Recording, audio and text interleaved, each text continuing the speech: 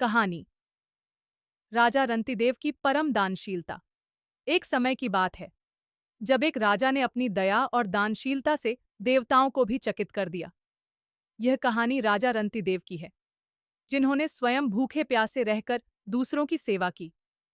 राजा रंतिदेव एक धर्मात्मा और अत्यंत दानवीर राजा थे। वे इतने परोपकारी थे कि वे अपना सब कुछ दूसरों को दान कर देते थे, बिना किसी अपेक्षा के। एक बार राजा रंतिदेव ने लगातार 48 दिनों तक अन्न जल का त्याग किया था, जिससे वे अत्यंत दुर्बल हो गए थे। 48वें दिन उन्हें कुछ भोजन और पानी प्राप्त हुआ। जैसे ही वे भोजन करने बैठे, एक भूखा ब्राह्मण उनके द्वार पर आया। रंतिदेव ने बिना किसी हिचकिचाहट के अपना सारा भोजन उस ब्राह्मण को दान कर दिया।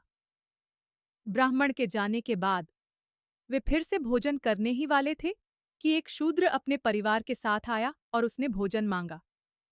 रंतिदेव ने अपना बचा हुआ भोजन भी उन्हें दे दिया। फिर एक कुत्ता अपने पिल्लों के साथ आया और उन्होंने भी भोजन मांगा। राजा ने उन्हें भी भोजन दे दिया। अंत में जब उनके पास केवल थोड़ा सा पानी बचा था, एक चांडाल आया और उसने पानी मांगा।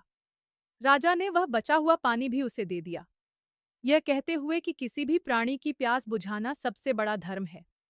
राजा की इस असीम दानशीलता और करुणा से प्रभावित होकर ब्रह्मा, विष्णु और शिव स्वयं उनके सामने प्रकट हुए। उन्होंने राजा रंतिदेव को आशीर्वाद दिया और उन्हें मोक्ष प्रदान किया। यह कहानी दर्शाती है कि सच्ची दानशीलता और करुणा क्या होती है, और यह कि भगवान हर उस व्यक्ति से प्रसन्न होते हैं जो निस्वार्थ भाव से दूसरों की सेवा करता है, बिना किसी भेदभाव के।